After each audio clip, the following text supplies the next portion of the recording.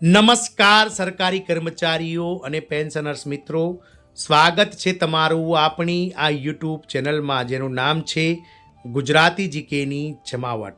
તો હવે ગણતરીના દિવસો બાદ એટલે કે આગામી 4 દિવસ બાદ જ્યારે 1 જાન્યુઆરી 2026થી આપ સૌ કર્મચારીઓ અને પેન્શનર્સ મિત્રો માટે નવું પગાર પંચ એટલે કે 8મું પગાર પંચ લાગુ થવા જઈ રહ્યું છે, ત્યારે આપણે આ પગાર પંચના એક ગુપ્ત નિયમ વિશે આજના વિડીયોમાં જાણકારી મેળવવા જઈ રહ્યા છીએ.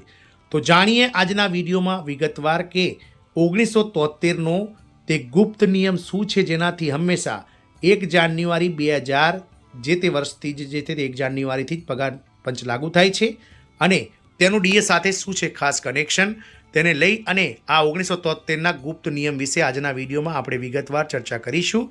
તો વિડીયોના અંત સુધી આપ બન્યા રહેશો અને જો ચેનલમાં આપ નવા સબસ્ક્રાઈબર હોય તો કર્મચારી મિત્રો, પેન્શનર્સ મિત્રો, અમારી ચેનલને સબસ્ક્રાઈબ કરીને બાજુમાં રહેલું બેલ આઇકોન દબાવવાનું ભૂલશો નહીં.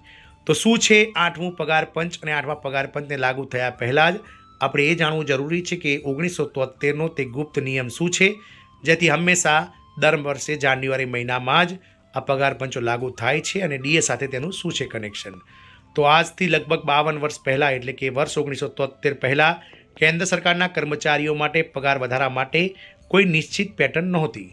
સરકારો તેમની સુવિધા મુજબ પગારો વધારો કરતી હતી. જોકે ત્રીજા પગાર પંચે આ સમગ્ર વ્યવસ્થા બદલી નાખી.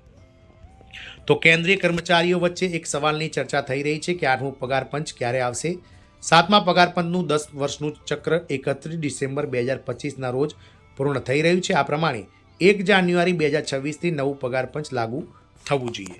પરંતુ શું તમે ક્યારેય વિચાર્યું છે કે પગાર પંચ હંમેશા જાન્યુઆરી મહિનામાં જ કેમ લાગુ કરવામાં આવે છે? સરકારે તેને જૂન કે ઓક્ટોબરમાં કેમ લાગુ કરતી નથી? આ કોઈ સંયોગ નથી, પરંતુ મોંઘવારી ભથ્થા એટલે કે ડીઆરનેસ એલાઉન્સ અને ડીઆરનેસ રિલીફ સાથે તેનો સીધો સંબંધ 52 વર્ષ જૂનો છે. સુવિચારિત નિયમ છે. આ નિયમ 1973માં લાગુ કરવામાં આવ્યો હતો અને ત્યારથી દરેક સરકારે તેનું પાલન કર્યું છે, પરંતુ તેની સામાન્ય રીતે ચર્ચા થતી નથી, તેથી તે એક રહસ્ય રહે છે. ચાલો આજે આપણે આ 52 વર્ષ જૂના એટલે કે 1973ના જે ગુપ્ત નિયમ છે તે રહસ્યને ઉજાગર કરીએ અને સમજીએ કે તમારા પગારનો વધારાનો શુભ સમય હંમેશા 1 જાન્યુઆરી જ કેમ આવે છે. તો આજથી 52 વર્ષ પહેલાં એટલે કે 1973 સુધી કેન્દ્રીય કર્મચારીઓના પગાર વધારાની કોઈ ફિક્સ પેટર્ન નહોતી. સરકાર પોતાની સુવિધા અનુસાર પગાર વધારતી હતી, પરંતુ ત્રીજા પગાર પંચે આ વ્યવસ્થાને બદલી નાખી. All India accounts and audit કમિટીના મહાસચિવ હરિશંકર તિવારી જણાવે છે કે 1973માં ત્રીજા પગાર પંચે ભલામણો કરી છે કે વેતનમાં સંશોધન દર 10 વર્ષે થવું જોઈએ અને તેને લાગુ કરવાની તારીખ 1 જાન્યુઆરી હોવી જોઈએ. તે સમયની સરકારે આ વાત માની લીધી. તેની પાછળ એક મોટું કારણ આર્થિક અને તાર્કિક હતું: મોંઘવારી ભથ્થાની ગણતરી.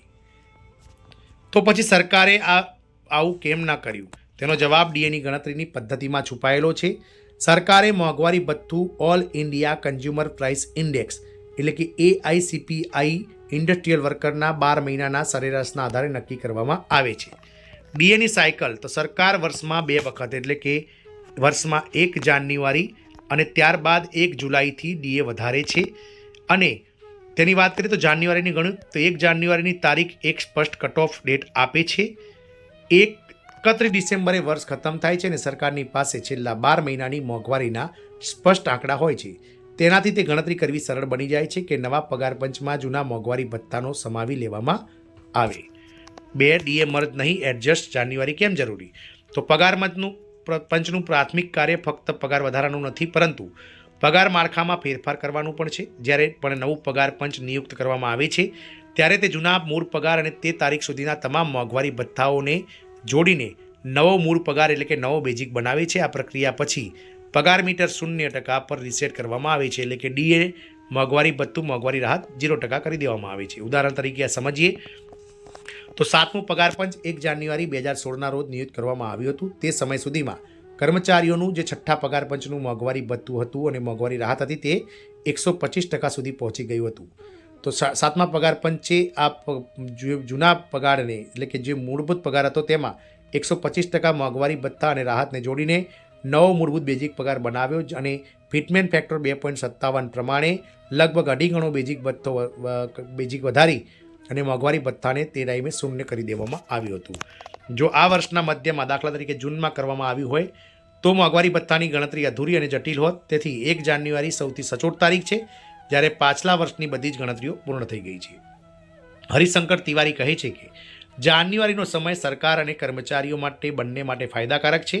આનાથી ડીએ એડજસ્ટ કરવામાં થતી કોઈપણ મૂંઝવણ દૂર થાય છે અને સરકાર માટે તેના વધારાના પગાર ખર્ચનો અંદાજ કાઢવાનું પણ સરળ બને છે. ત્રીજું છે 8મા પગાર પંચમાં શું થશે. તો હવે આવીએ સૌથી મોટા સવાલ પર કે 8મા પગાર પંચમાં શું થશે. 1973નો નિયમ અહીં પણ લાગુ થશે. તો લાગુ થવાની તારીખની વાત કરીએ તો 8મું પગાર પંચ તકનીકી દ્રષ્ટિએ 1 જાન્યુઆરી 2026થી પ્રભાવી માનવામાં આવે છે. પૈસા ક્યારે મળશે? તો હરિશંકર તિવારી પ્રમાણે સરકાર 2027ની વચ્ચે અથવા તો 2028થી લાગુ કરી શકે છે 8મું પગાર પંચ, જેથી તેનો સીધો રાજકીય ફાયદો 2029ની લોકસભા ચૂંટણીમાં હાલની મોદી સરકાર એટલે કે બીજેપી સરકારને મળી શકે. પરંતુ જ્યારે પણ પૈસા મળશે તે 1 જાન્યુઆરી 2026થી મળશે, એટલે કે કર્મચારીઓને લગભગ 1.5થી 2 વર્ષનું એરિયસ સરકાર આપી શકે છે. ચોથું છે પગારની ગણતરીનું ગણિત. તો હવે તે માનીએ કે સરકાર 1.92નું ફિટમેન્ટ ફેક્ટર અપનાવે છે, જે વર્તમાન આર્થિક સ્થિતિમાં સૌથી ઉપયુક્ત લાગે છે. તો પગાર આ રીતે વધશે. તો મિનિમમ બેઝિક પે જે અત્યારે વર્ગ 3નો ગ્રેડ 3 લેવલ 3 પ્રમાણે 18,000 રૂપિયા છે તે 1.92થી ગુણાકાર કરીએ તો નવા ફિટમેન્ટ ફેક્ટર 1.92 અનુસાર 34,560 રૂપિયા નવો બેઝિક થશે. ડીએનું શું થશે?